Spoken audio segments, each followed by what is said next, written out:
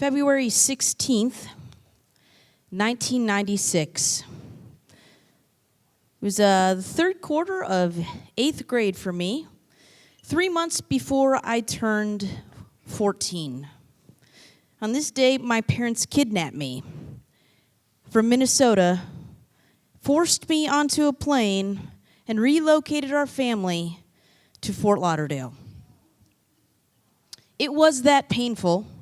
Coming from the leftover grunge scene of middle school, I decided to cut off my hair before we moved in protest. I was the only one punished by that move.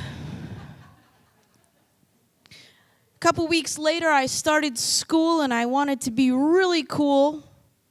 And so I said, "Hey guys, do you know where the Pat machine is, yeah?" And they said, "I'm sorry, what?" I was like, "Where's the soda?" So I entered into Spanish 2, numero dos, and because in Minnesota I had taken Spanish 2, which had consisted of a very different style of education. I was on numbers and colors, and in Florida they were on reflexive verbs. It was a very different style. And so I entered this brand new world of South Florida fun and sun where people didn't seem to need to wear sunscreen. This brave new world that I entered into was very scary to me. And then when I entered Spanish class, I saw almost a familiar face. A fellow person from the Midwest, blonde hair, blue eyes, and her name, Mrs. Sanchez. And I was like, wait a minute.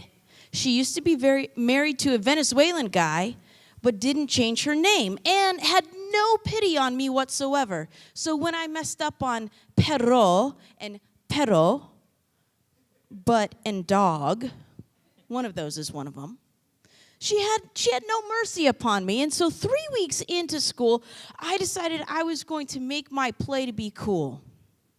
So I walked into the classroom and it was empty one day.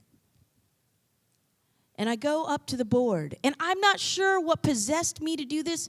I had never been in that much trouble in my life. And so I took the whiteboard marker and I walked up, and with my left hand, because I wanted to disguise my handwriting, I started to write Ms. Sanchez, and I got to the S and the U when I looked over my shoulder. And I thought, oh, Miss Sanchez is here. I'm about ready to write Miss Sanchez sucks. It wasn't Miss Sanchez. She was out sick that day.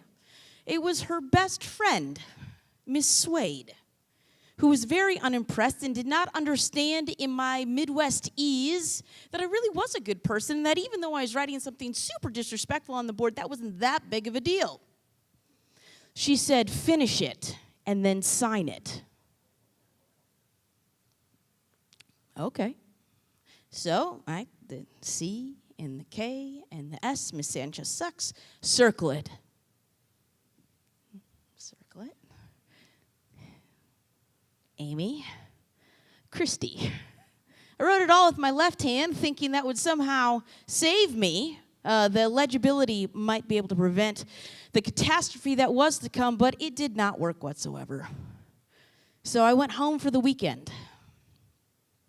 I knew my parents were going to be called at some point, and it was Monday morning when I was called for my first period class down to the principal's office, and my mother was there.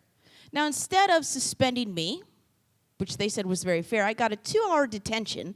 I had to write 500 times, "Voy a respetar a la señora Sanchez," which they told me meant I will respect Señora Sanchez. I had to write an apology letter. She did not accept the first 3 of them. The tonality was somehow wrong. And then I had to get up in front of the class, them looking at me looking at them, and I had to apologize to her. Thankfully, they let me use English, which is still my first and only language.